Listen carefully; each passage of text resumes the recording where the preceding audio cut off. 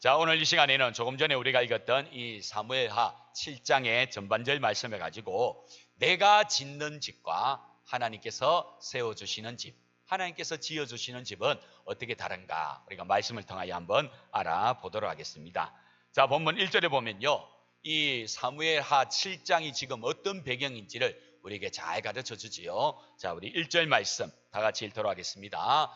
여호와께서 주위의 모든 원수를 무찌르사 왕으로 국에 평안히 살게 하신 때에 아멘. 자, 지금 이 사무엘하 7장이 어떤 상황이란 것입니까?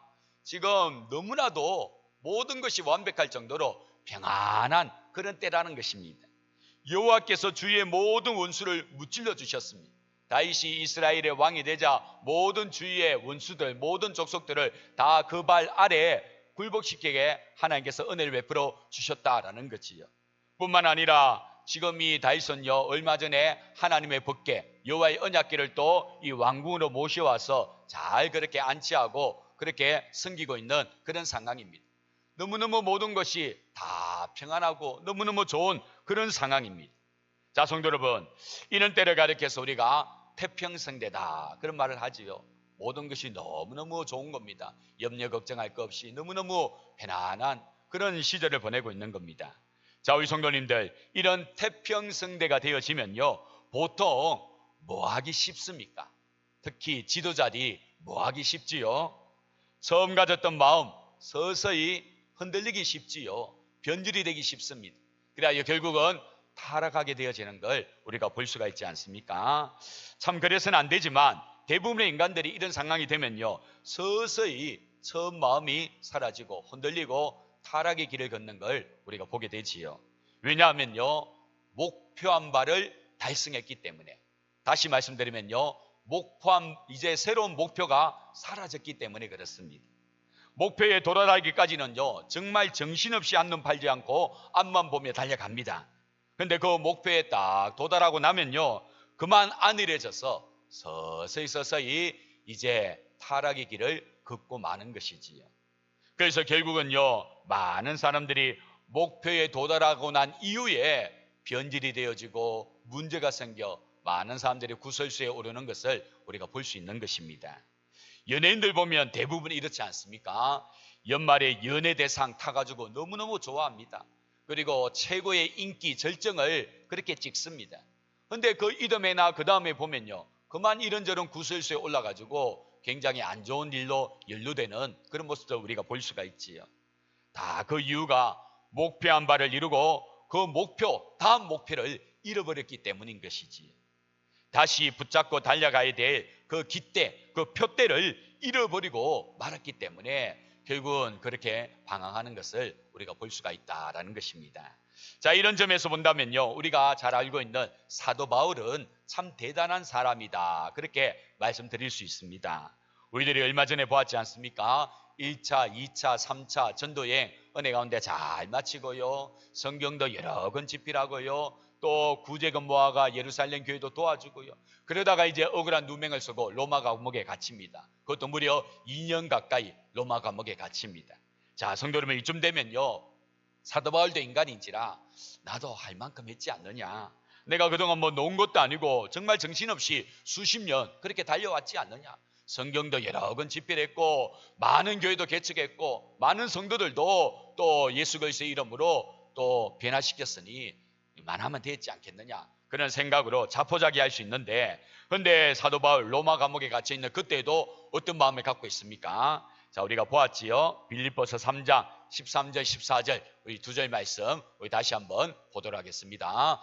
형제들아, 나는 아직 내가 잡은 줄로 여기지 아니하고 오직 한 일, 즉 뒤에 있는 것은 잊어버리고 앞에 있는 것을 잡으려고 표대를 향하여 그리스도 예수 안에서 하나님이 위에서 부르신 부름의 상을 위하여 달려가노라. 아멘. 그렇습니다. 이만하면 되었다 싶은 그런 상황인데요, 이 사도 바울은 그렇지 않고요, 여전히 자신이 달려갈 목표, 그 표대를 바라보면서 달려가고자 애를 썼더라라는 것입니다. 그러했기 때문에 사도 바울이 그 감옥에서도요, 지치지 않고 포기되지 않고 끝까지 주를 바라볼 수 있었던 것이지요. 자, 성도 여러분, 바로 이러한 모습이 우리 믿는 믿음의 사랑 가운데 나타나야 될 모습 아니겠습니까? 하나님 앞에서는 그날까지 우리들은요 항상 달려갈 그 길, 그 표대를 놓치지 않고 잃지 않고 달려가야 되는 것입니다. 우리들의 최종 목표는요 이 땅에서 뭔가 이루었다 그게 아니지요. 하나님 앞에 서서 승리의 면류관, 그 생명의 면류관을 받아 쓰는 그게 바로 우리들의 최종 목표 그 지점이 되는 것입니다. 그때까지는요 우리가 계속해서 목표를 잊지 않고 달려가야 된다라는 사실 꼭 기억하시고 오늘도 내일도 우리에게 주신 그 표대를 향하여 나아갈 수 있는 우리 모두가 될 수 있기를 주님의 이름으로 축원합니다. 자, 오늘 우리가 보고자 하는 이 다윗 역시 마찬가지였습니다. 오늘 다윗도요 자신의 목표를 다 이루었다라고 할 만하지 않습니까? 전체 이스라엘의 왕이 되었습니다. 여러 주변의 족속들 다 굴복시켰고요. 여호와의 법궤도 이제 자신이 가는 왕궁에다가 잘 안치하여 그렇게 섬기고 있습니다. 뭐 이런 거 생각하면요 자신의 목표 다 이루었다 할 만하지요. 자, 이쯤 되면 모든 것에 만족하면서 평안을 좀 누릴만 하지 않겠습니까? 자, 그런데 오늘 다윗 보시면요 여기에 머무르지 않고 뭔가를 하려고 합니다. 뭐 하려고 합니까? 자, 우리 2절 말씀 한번 볼까요? 2절 말씀 우리 다 같이 있습니다. 왕이 선지자 나단에게 이르되 볼지어다 나는 백향목궁에 살거늘 하나님의 궤는 휘장 가운데 있도다. 자, 무슨 말입니까? 나는 지금 하나님의 은혜로 너무너무 따뜻하고 푹신푹신한 이 왕궁에 거하고 있는데 하나님의 벽궤는 내가 볼 때 여전히 그렇지 못한 것 같다. 나는 너무 지금 안락한 그런 은혜 가운데 있는데 저 벽궤는 여전히 그렇지 못한 것 같다. 그게 너무 마음에 걸리는 것입니다. 그래야 나단 선지자에게 지금 이런 말을 하는 거지요. 자, 결국은 뭐 하겠다는 것입니까? 뭐 하겠다는 것입니까? 여호와의 법궤를 모실 성전을 지었으면 좋겠다. 그런 마음인 거지. 저 법궤 전용, 그냥 한 건물 안에 법궤를 모셔놓는 것이 아니라 법궤를 전용으로 모실 수 있는 그런 성전을 지었으면 좋겠다. 그런 마음인 것입니다. 그러자 이 나단 선지자도 왕의 마음이 그러하니 한번 그렇게 해보십시오. 그렇게 말하는 걸 볼 수 있지요. 자, 성도 여러분, 실제로 법궤가 이 다윗이 말하는 것처럼 이상한 곳에 모셔져 있을까요? 우리가 아는 다윗, 하나님의 지극히 사랑하는 다윗 성정상 절대 그럴 수 없지요. 아마 다윗이 할 수 있는 범위 안에서 최선을 다하여 이 법궤를 그렇게 모시고 있었을 것입니다. 그런데 다윗은요 그것으로 부족했던 것이지. 그래야 이 법궤 전용, 법궤를 모실 전용의 건물, 성전을 짓겠다. 그런 마음을 갖게 되는 것입니다. 그래야고 나단 선지자하고 상의를 한다라는 것이지요. 자, 성도 여러분, 우리가 이러한 모습을 볼 때, 이런 다윗의 모습을 볼 때 먼저 우리가 무엇을 깨달을 수 있을까요? 자, 몇 가지 나오는데요. 첫째는요, 평안을 누리고 있을 때 그것이 다 하나님의 은혜임을 잊지 않고 있었다라는 것을 우리가 알 수 있습니다.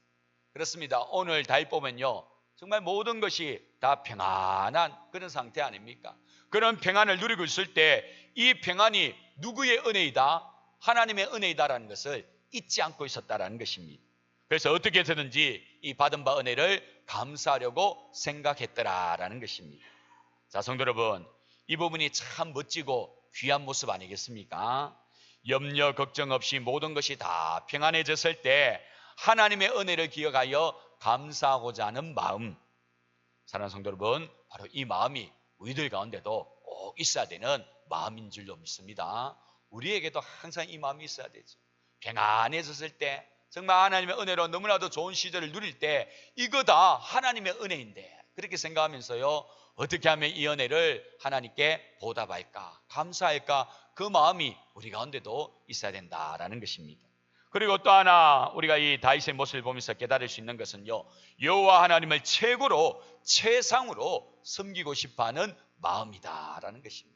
아까도 말씀드린 것처럼 지금 여호와의 법궤가요 엉망인 곳에 모셔져 있는 것이 아닙니다. 다윗 성정상 그럴 수 없다니까요. 다윗이 할 수 있는 대로 최대한 이 법궤를 멋지게 좋은 곳에 모시고 있을 겁니다. 그런데 이 법궤만을 위한 전용 건물, 성전이 있으면 좋겠다, 그 마음을 갖게 된 거지. 그래야 하나님을 최고로 최상으로 섬기고자 하는 그런 마음을 이 다윗이 갖고 있었다라는 것입니다. 이것보다는 더 좋은 모습으로, 더 최고의 모습으로 하나님을 섬겼으면 좋겠다. 그런 마음을 갖고 있었다라는 것이지요. 자, 성도 여러분, 예전에 우리 믿음의 선조들의 모습을 보면요, 다들 이런 마음이었습니다. 그래서 교회에 뭐 하나 바친다 그러면요, 정말 제일 좋은 거, 정말 최고의 것을 그렇게 바쳤던 모습 우리가 알고 있지요. 농사지은 과일 하나 바쳐도요, 그 중에서 제일 좋은 거 그렇게 바쳤습니다. 교회의 비품 하나 또 이렇게 헌물에도요, 최상의 것을 구입해서 그렇게 헌물하곤 하였습니다. 자, 그런데 안타깝게도 이제 시대가 변해서 그런지 그런 마음들이 어느샌가 하나둘씩 사라지고 없습니다. 모두 다 뭘 따집니까? 가성비를 따집니다. 가성비. 그래서 저렴하면서도 괜찮으면 되지 않을까, 그런 마음을 품는 거지요. 자, 성도 여러분요, 가성비는요, 교회가 재정을 집행할 때 그 재정 허투루 사용하지 않기 위해서 생각하는 것입니다. 교회가 재정을 사용할 때 우리 성도들 피 같은 헌금이기 때문에 이 헌금 한 푼이라도 정말 잘 사용해야 된다, 그런 마음으로 가성비를 따지는 것이고요. 우리 성도님들이 교회에 헌물을 한다든지 주를 위하여 헌신을 할 때는요, 이런 가성비 따지면 안 되십니다. 오늘 다윗처럼요, 제일 좋은 거, 최고로 좋은 거 하나님께 드려야 되겠다, 그런 마음으로 하나님을 섬길 수 있어야 된다라는 것이지. 우리가 하나님께 섬길 때는요, 그런 마음이 있어야 되고, 교회가 재정을 사용할 때는 정말 한 푼이라도 허투루 사용하지 않도록 잘 사용해야 되는 것이지. 그래서 우리 성도님들, 이런 마음을 좀 기억하시고요, 점점 이런 마음들이 아쉽게도 사라지는데 다시 한번 회복할 수 있기를 바랍니다. 왜 이런 말씀 드리냐면요, 우리의 믿음이 자꾸 이기적으로 변해가는 것 같습니다. 무슨 말씀이냐면, 우리들이 정작 하나님부터 응답을 받는 거 생각하면요, 제일 좋은 거, 제일 큰 거, 제일 최상의 것을 받으려고 합니다. 그런데 정작 하나님 앞에 드릴 것은요, 그렇지 못하다라는 거지. 받을 것은 최고로 좋은 것을 받으려고 그렇게 사모하면서요, 정작 하나님께 바치는 것은요, 이런저런 것 따지면서 인색하기가 그지없다라는 것입니다. 사랑하는 성도 여러분, 내가 정말 최고로 하나님을 사랑한다면요, 하나님을 최고로 섬길 수 있어야 되는 것입니다. 우리 하나님 분명히 우리에게 이렇게 말씀하셨지요. 나를 존중히 여기는 자를 내가 존중히 여기고 나를 멸시하는 자를 내가 경멸하리라, 그런 말씀하셨지요. 하나님을 우리가 최고로 여기면요, 하나님은요, 최고의 최고로 우리를 다 섬겨주시고 또 은혜 가운데로 인도해 주시는 것입니다. 우리 성도님들, 하나님께 한번 잘해 보십시오. 우리 하나님, 우리가 드리는 그 이상으로, 아니 비교되지 않을 정도로 더 크고 좋은 것들로 분명히 우리에게 가득하게 채워줄 줄로 믿습니다. 자, 이렇게 다시요, 하나님의 훅계를 모실 성전을 지을 마음을 갖고 있습니다. 자, 그런데 우리 하나님의 마음은 전혀 같지가 않았다라는 것입니다. 자, 하나님의 마음이 어땠는가 볼까요? 본문 4절부터 7절까지의 말씀 제가 한번 읽어드리겠습니다. 그 밤에 여호와의 말씀이 나단에게 임하여 이르시되, 가서 내 종 다윗에게 말하기를, 여호와께서 이와 같이 말씀하시되, 네가 나를 위하여 내가 살 집을 건축하겠느냐?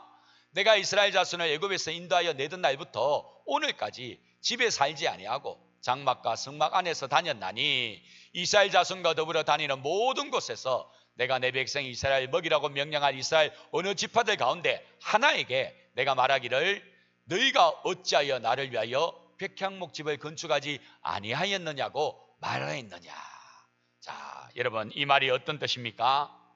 오늘 다윗에게 이 말 들려주라고 나단 선지자에게 이 말을 들려주고 있습니다. 자, 이 말이 어떤 뜻입니까?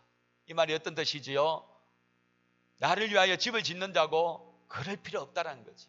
그럴 필요 없다. 내가 지금까지 집 없어서 뭐 너희들과 함께 못 지냈느냐? 그렇지 않지 않느냐? 내가 집 안 지어준다고 내가 그런 말 하더냐? 그런 거 없지 않느냐? 집 안 지어줘도 된다, 그런 말이지요. 자, 성도 여러분, 이 말씀을 하실 때 우리 하나님의 마음이 어떠했을까? 자, 두 가지를 한번 예를 들어줄 테니까요, 한번 맞춰보십시오. 1번은요, 다윗 막 고마됐다, 쓸데없는 짓 하지 말아라, 그러면서 불쾌했을 것이다. 자, 2번은요, 다윗 참 너 좋은 생각 가지고 있네, 네 마음만 받아도 너무 좋다 라며 기뻐했을 것이다. 자, 1번일까요? 2번일까요? 예, 2번이겠지요. 2번입니다. 지금 우리 하나님 이렇게 말씀하셔도요, 그 마음은요, 너 어찌 그런 생각을 하고 있느냐? 너 지금 모든 것이 다 평안해졌을 때 좀 평안해질 수 있고 누릴 수 있고, 또 아니면 일반 사람들처럼 좀 변질될 수도 있는데 그런 마음 전혀 없이 여전히 나를 위하여 뭔가 하려고 애를 쓰고 있네. 참 네 생각, 네 마음만 들어도 내가 너무 허무하다. 바로 그런 마음이라는 것입니다. 왜 이렇게 말씀드릴 수 있느냐면요, 우리 하나님께서 다윗의 이 마음을 듣고요, 오늘 본문 후반절에 보면요, 하나님께서 이러한 다윗에게 놀라운 복 3가지를 말씀해 주는 걸 볼 때 하나님의 마음이 충분히 이러하다, 그렇게 우리가 확신할 수 있다는 것입니다. 자, 하나님께서 다윗에게 풍성한 복을 3가지 약속해 주는데요, 어떤 복을 약속해 주는가? 자, 이 복을 오늘 잘 한번 보시고요, 하나님, 이 복이 우리에게도 나에게도 있어지기를 원합니다. 사모할 수 있는 우리 모두가 될 수 있기를 주님의 이름으로 축복합니다. 자, 첫 번째로 하나님께서 이 다윗에게 어떤 복을 약속해 주시는가? 자, 다 같이 있습니다. 다윗을 위대한 이름의 주인공으로 만들어 주시겠다고 하십니다. 그렇습니다. 이 다윗, 하나님, 내가 하나님을 위하여 집을 짓겠습니다. 성전을 건축하겠습니다. 그래야 했더니요, 우리 하나님 그것을 너무너무 허무하게 여기시고 이 다윗에게 첫 번째로 어떤 약속을 해주시냐면, 너의 이름, 위대한 이름의 주인공이 되도록 내가 만들어주겠다 이야기합니다. 자, 우리 본문 8절과 9절 말씀 다 같이 읽겠습니다. 그러므로 이제 내 종 다윗에게 이와 같이 말하라. 만군의 여호와께서 이와 같이 말씀하시기를, 내가 너를 목장 곧 양을 따르는 데에서 데려다가 내 백성이 이스라엘의 주권자로 삼고 네가 가는 모든 곳에서 내가 너와 함께해서 내 모든 원수를 내 앞에서 멸하였은즉 땅에서 위대한 자들의 이름같이 내 이름을 위대하게 만들어 주리라. 아멘. 그렇습니다. 오늘 우리 하나님 얼마나 이 다윗의 그 마음 생각에 감동받으셨는지, 다윗, 내가 너를 위대한 이름의 주인공으로 만들어 주겠다, 그렇게 말씀하는 걸 볼 수 있지요. 실제로 보면요, 이 다윗이 이스라엘 그 역사 가운데 다윗만한 사람이 없습니다. 그래서 모든 이스라엘 백성들이 다 메시아를 바라면서요, 누구와 같은 메시아가 오기를 원하고 있습니까? 다윗과 같은 메시아가 오기를 원하고 있지요. 다윗 때가 너무너무 살기 좋고 너무너무 태평성되고 주위에 있는 모든 족속들이 다 무릎을 꿇고 다윗을 그렇게 섬겼기 때문에 하나님, 메시아를 보내주신다면 다윗과 같은 메시아 보내달라고 그렇게 간절히 사모하는 걸 볼 수 있지 않습니까? 그 정도로 이스라엘 역사 가운데 다윗 같은 이름이 전에도 없고 후에도 없다라는 거지요. 자, 그렇다면 이 이스라엘 역사 가운데만 그렇습니까? 그렇지가 않지요. 세계의 역사 가운데도요, 다윗만한 인물이 없습니다. 다윗과 같이 하나님의 놀라운 은혜를 입고 그 명성을 떨친 자가 없다라는 사실입니다. 그것을 무엇으로 알 수 있느냐면요, 이 다윗의 이름이 오늘날 이 시대 가운데도 자신의 이름으로 사용하는 사람들이 많은 것을 볼 수 있지. 여러분, 이 다윗은요, 지금 구약이니까 히브리 아닙니까? 히브리식 이름입니다. 이 다윗이요, 영어권으로 넘어가면 그 이름이 뭘로 바뀝니까? 데이비드가 다윗입니다. 그리고 프랑스나 스페인권으로 넘어가면요, 다비드라고 합니다. 여러분, 다비드상 알지요? 그게 다윗상입니다. 다비드. 이탈리아에서는요, 다비네, 아랍에서는 다우드. 지금도요, 이 다윗의 이름이 각 나라마다 변형이 되어 자기의 이름처럼 사용하고 있다라는 것입니다. 그럴 정도로 이 다윗의 이름이 위대한 이름으로 명성을 떨치게 되는 것을 우리가 볼 수 있다라는 것이죠. 이게 누구의 약속의 성취입니까? 하나님의 약속의 성취이지. 다윗이 하나님을 위하여 주여, 주의 집을 내가 짓겠나이다, 성전을 짓겠나이다, 그런 마음을 가졌더니요, 하나님께서 오늘 다윗에게 이 같은 놀라운 은혜보, 그 이름이 위대한 이름이 되도록 역사해 주시더라라는 사실입니다. 자, 두 번째로 한번 볼까요? 오늘 하나님께서 다윗에게 두 번째로 약속해 주신 거 다 같이 있습니다. 다윗을 위하여 집을 지어 주시겠다라고 하십니다. 자, 우리 본문 11절 제일 뒷부분 한번 볼까요? 11절 뒷부분 보시면요, 또 네게 이르노니 여호와가 너를 위하여 무엇을 짓고요? 집을 짓고. 지금 다윗이 하나님을 위하여 성전 지어드리겠다, 법계 전용 건물 그렇게 내가 건축하겠다라고 하는데요, 아니다, 그러지 말아라. 그러면서 하나님께서 두 번째로 다윗에게 약속해 주는 것이 무엇이냐면, 내가 너를 위하여 집을 지어주겠다, 그렇게 이야기합니다. 자, 성도 여러분, 여기서 하나님께서 지어주시겠다라는 이 집은요, 그냥 단순한 건물 한 채가 아니지요. 이 집은요, 앞으로 다윗이 건설하게 될 이스라엘 왕국을 말하는 것입니다. 내가 너를 위하여 집을 지어주겠다. 너 장차 이스라엘 왕국 만드는데 내가 다 은혜 베풀어 주겠다. 지금 그 이야기 하는 것이지. 다윗이 짓고자 한 집은요, 돌과 나무로 지은 그 건물 한 채에 불과합니다. 그런데 우리 하나님께서 약속해 주시는 집은요, 상상을 초월하는 왕국을 건설하도록 만들어 주겠다 말씀하시는 거지. 이게 스케일의 비교가 안 되는 것입니다. 우리는 그저 하나님께 하나님 이 법궤를 전용으로 모실 그런 건물 성전 지어드리겠습니다 라고 했는데요, 우리 하나님은요 되돌려 주는데 왕국을 건설할 수 있도록, 제국을 만들 수 있도록 내가 은혜를 주겠다 말씀한다는 겁니다. 건물 한 채와 왕국, 여러분 비교가 될 수 없는 거 아니겠습니까? 우리 하나님이 바로 이와 같다라는 것입니다. 우리들이 하나님께 뭔가 마음을 다하여 헌신하고 헌물하면요, 우리 하나님 그것을 너무나도 귀하게 받으시고요, 우리에게 되돌려 주는데요, 상상도 할 수 없을 만큼 풍성한 은혜를 우리에게 부어주신다라는 사실입니다. 사랑하는 성도 여러분, 이 하나님이 바로 우리의 하나님입니다. 이 하나님이 우리의 삶을 인도하시고 이끌어 가시는 분이십니다. 이 하나님이 우리의 기도를 받으시고 전능하신 역사를 허락해 주시는 분이십니다.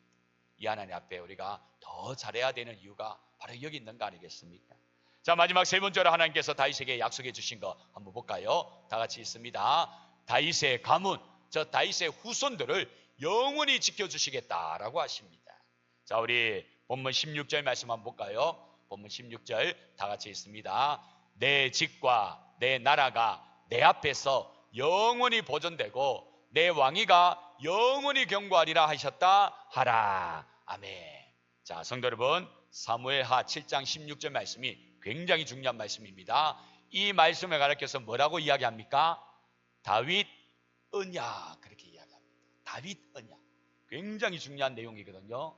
다윗 언약이라고 그렇게 일컬고 있습니다. 여러분, 이 언약이 정말 이 다윗의 후손 가운데 얼마나 놀랍게 역사되어 역할을 하는지 아십니까? 정말 위기 때마다 다윗과 맺은 이 언약 때문에 남유다가 멸망당하지 않고 완전히 엉망이 되어져야 되는데, 멸절돼야 되는데, 그때마다 하나님께서 일으켜 주시고 건져주는 걸 우리가 볼 수가 있지. 심지어는 저 바벨론에 의해서 남유다가 멸망당하고 포로로 끌려가서 끝날 줄 알았는데 다시 돌아와서 다시 이 다윗의 명맥을 이어가도록 만들어주는 거 아닙니까? 그래야 마침내 이 다윗의 후손으로 누가 오시게 됩니까? 우리 주 예수 그리스도가 오시는 것을 볼 수가 있지. 자, 이 다윗 언약 굉장히 중요한데, 이 다윗 언약이 이 이스라엘의 후손 가운데 어떻게 역사되고 있는지 우리 몇 가지만 한번 보겠습니다. 첫 번째는요, 열왕기상 15장 3절 4절 말씀입니다. 우리 한번 띄워주실래요? 다 같이 있습니다. 아비암이 그의 아버지가 이미 행한 모든 죄를 행하고 그의 마음이 그의 조상 다윗의 마음과 같지 아니하여 그의 하나님 여호와 앞에 온전하지 못하였으나 그의 하나님 여호와께서 다윗을 위하여 예루살렘에서 그에게 등불을 주시되 그의 아들을 세워 뒤를 잇게 하사 예루살렘을 경고하게 하셨으니. 자, 우리 3절 다시 한번 띄워주십시오. 이 남유다 왕 아비암이요, 그의 아버지가 이미 행한 모든 죄를 또 행하고 있습니다. 분명히 그렇게 하면 혼났다는 거 아는데도 여전히 답습하고 있습니다. 그리고 그 마음이 조상 다윗의 마음과 같지 않습니다. 그래서 하나님 여호와 앞에 완전히 온전하지 못한 그런 모습을 보이고 있습니다. 하나님께서 분명히 이러한 자는요 내쳐야 되지요. 자, 4절 볼까요? 그런 가운데서 하나님께서 누구를 기억하시냐면 다윗을 기억합니다. 그의 하나님 여호와께서 다윗을 위하여 예루살렘에서 그에게 등불을 주시되 그의 아들을 세워 뒤를 잇게 하사 예루살렘을 경고하게 하셨다. 다윗과 맺은 언약 때문에 하나님께서 진노 가운데도 긍휼을 베풀어 주시는 것을 우리가 볼 수가 있지요. 한 가지 더 볼까요? 우리 역대하 21장 5절부터 7절까지입니다. 역대하 우리 다 같이 읽습니다. 여호람이 왕위에 오를 때에 나이가 32세라 예루살렘에서 8년 동안 다스리니라. 그가 이스라엘 왕들의 길로 행하여 아합의 집과 같이 하였으니 이는 아합의 딸이 그의 아내가 되었음이라. 그가 여호와 보시기에 악을 행하였으나 여호와께서 다윗의 집을 멸하기를 절개하지 아니하셨음은 이전에 다윗과 더불어 언약을 세우시고 또 다윗과 그의 자손에게 항상 등불을 주겠다고 말씀하셨음이더라. 자, 우리 6절 다시 한번 띄워주십시오. 여기 보시면요. 자, 여기 보시면 이 요람이요, 이스라엘의 왕들의 길로 행합니다. 즉 북이스라엘 아합의 길로 행하는 겁니다.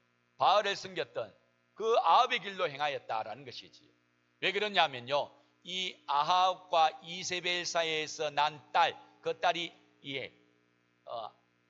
아달랴라는 딸인데요, 그 아달랴가 이 요람의 아내가 되었기 때문이지. 그래야 완전히 남유다도 바알처럼 되어가는 겁니다. 바알의 땅이 되어가는 거지. 하나님께서 진노할 수밖에 없지요. 완전히 멸절시켜야 됩니다. 그런데 그 다음 구절 볼까요? 하나님께서 누구와 맺은 언약 때문에요?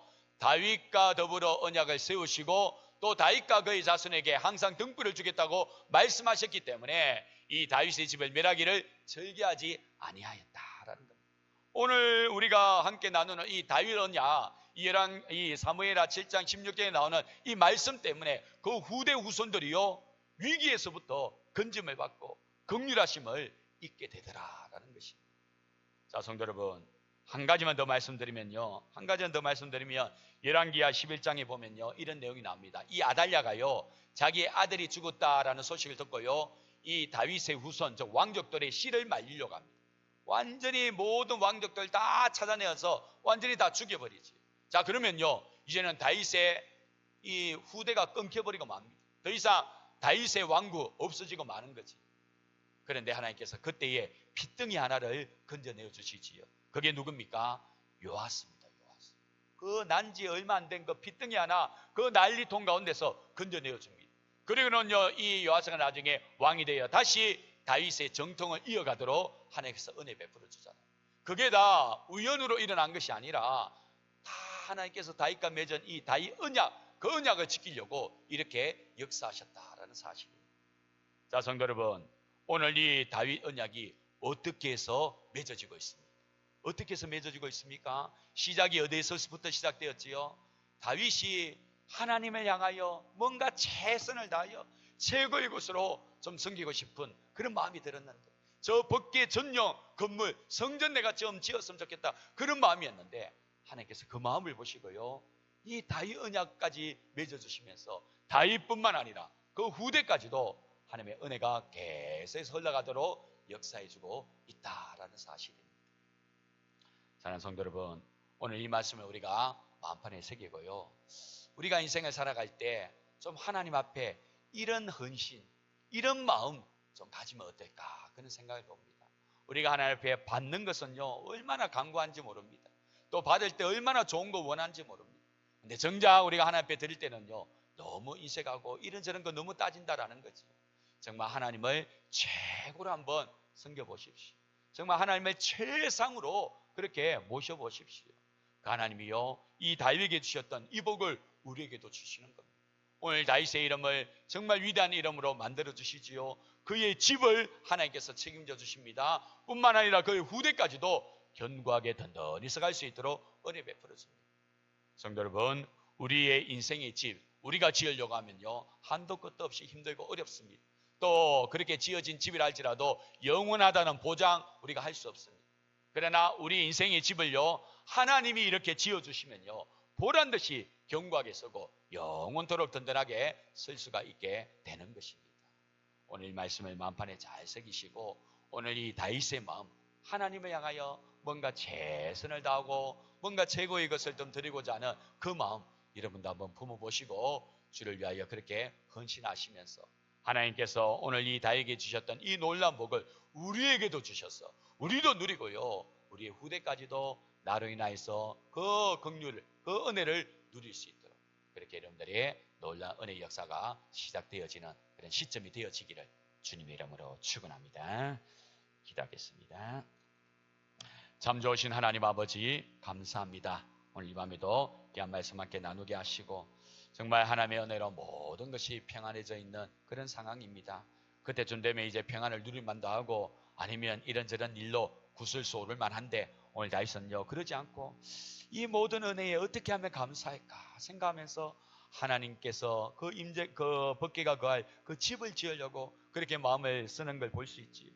우리 하나님께서는 그 모습을 귀하게 보시고요. 오늘 세 가지를 약속해 줍니다. 너의 이름을 저 위대한 이름으로 만들어 주겠노라고. 내가 너의 집 왕국을 건설해 주겠노라고. 너의 후대가 든든히 서가도록 내가 지켜주겠노라고. 실제 역사 가운데 보면 그대로 이루어진 것을 우리가 볼 수가 있지요. 다윗은 그저 집 한 채 지어주려고 한 것뿐인데 우리 하나님께서는 그것을 귀하게 보시고요. 상상도 할 수 없는 은혜와 복을 안겨다 주는 걸 볼 수 있습니다. 우리 하나님은 지금도 동일하신 줄로 믿습니다. 우리가 하나님의 최고로 정말 제일로 그렇게 모시고 살아갈 때 우리 하나님은 도저히 비교할 수 없는 놀란 은혜로 우리에게 안겨다 주는 줄로 믿습니다. 이 사실을 꼭 기억하시고 우리가 제2의 다윗, 제3의 다윗이 되어서 하나님의 기쁘시게 하고 기쁘신 하나님부터 이와 같은 놀란 은혜를 누릴 수 있는 주의 백성들이 다 될 수 있도록 도와주옵소서. 감사를 드리오며 예수님의 이름으로 기도드립니다. 아멘.